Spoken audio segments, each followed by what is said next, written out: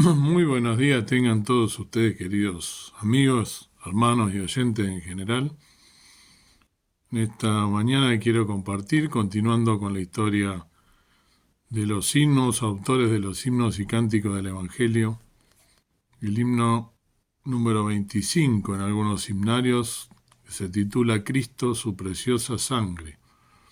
Este himno fue escrito por Frances R. Havergal, la música de Leipzig L. Carrot y el traductor es Stuart McNair.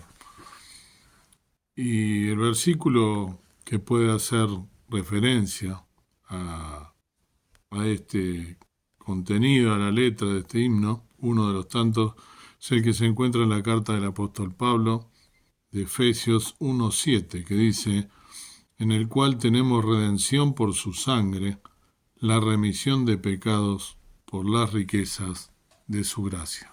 Amén. Bien, te cuento primero la autora de este himno, Frances Ridley Havergal. Ella, hija del reverendo W. H. Havergal, nació en Astley, Worcestershire, el 14 de diciembre de 1836.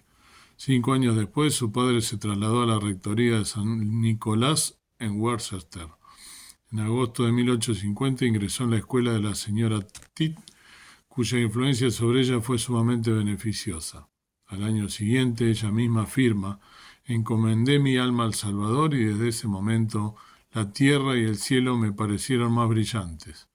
Siguió una breve estancia en Alemania y a su regreso recibió la confirmación en la Catedral de Worcester el 17 de julio de 1853. En 1860, tras la renuncia de su padre a la rectoría de San Nicolás, abandonó Worcester y residió en diferentes periodos en Leamington y el Caswell Bay, Swansea, interrumpido por visitas a Suiza, Escocia y el norte de Gales. Falleció en Caswell Bay, Swansea, el 3 de junio de 1879.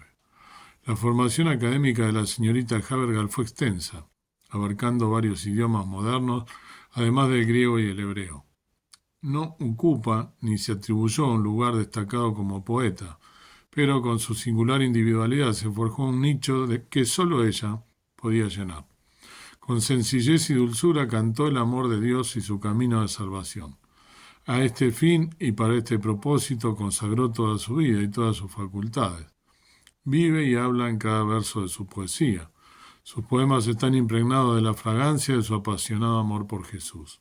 Sus opiniones religiosas y su sesgo teológico se exponen claramente en sus poemas y podrían describirse como ligeramente calvinistas sin el severo dogma de la reprobación. El centro de sus escritos es la salvación gratuita y plena por los méritos del Redentor para todo pecador que la reciba. Y dedicó su vida a la proclamación de esta verdad mediante su trabajo personal, sus esfuerzos literarios y su ferviente interés en las misiones extranjeras. Los himnos de la señorita Havergal fueron impresos frecuentemente por J.I.R. Parland como folletos y por Carwell y compañía como tarjetas decorativas. Se recopilaron de vez en cuando y se publicaron en sus obras, ¿no?, de distintas formas. Y tiene innumerables himnos. Feliz año nuevo, que así sea, ciertamente estaré contigo, iglesia, Dios amada y escogida, Dios todopoderoso, Rey de las naciones, Dios no te pide que esperes, en fin.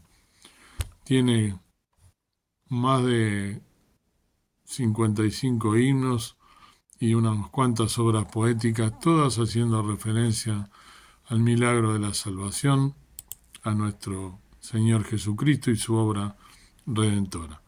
Te leo ahora por último esta tan hermosa letra, esa es la melodía de este himno. Dice: Cristo su preciosa sangre en el Calvario dio, por nosotros pecadores la vertió.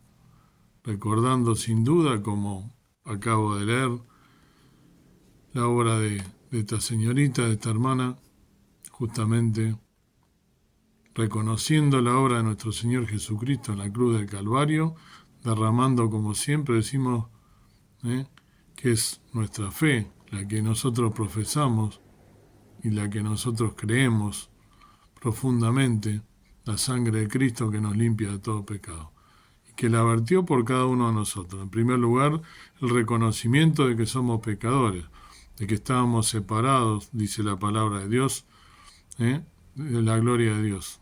Y el Señor Jesús vino justamente a eso, a ser el único mediador entre Dios y los hombres, Jesucristo hombre.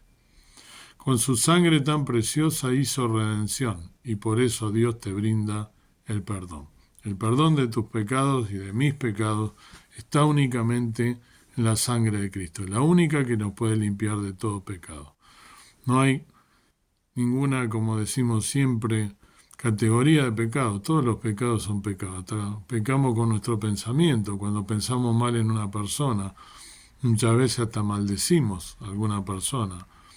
Como hijos de Dios debemos saber que estamos pecando y que la sangre de Jesús fue derramada para limpiarnos de esos pecados, pero debemos tratar de no cometer nuevamente esos pecados. Y aquí nos recuerda que la sangre preciosa hizo redención y por eso nos brinda el perdón. Esa sangre tiene poder. La sangre, dice la tercera estrofa, perdón, es la sangre tan preciosa del buen Salvador, lo que quita los pecados y el temor.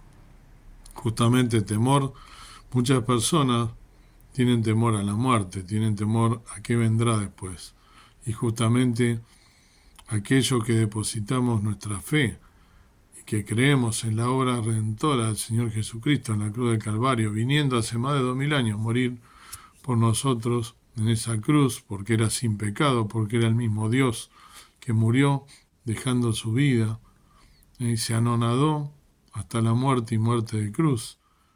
Aquí nos recuerda que la sangre preciosa de este buen Salvador quita los pecados y el temor también temor a la muerte, sabiendo que si nosotros pedimos perdón por nuestros pecados con un verdadero arrepentimiento, le pedimos perdón, aceptamos al Señor Jesucristo como nuestro único y suficiente Salvador, creyendo que esa sangre tiene poder para limpiarnos, el acto de haber muerto en la cruz del Calvario sin pecado, que era el Hijo de Dios y el propio Dios humanado, él mismo, verdadero Dios y verdadero hombre, nos dice su palabra, creyendo que esa sangre nos limpia de todo pecado y aceptándolo como nuestro Salvador pasamos a ser hijos de Dios automáticamente. Sin la sangre es imposible, la última estrofa dice, que haya remisión. Por las obras no se alcanza salvación.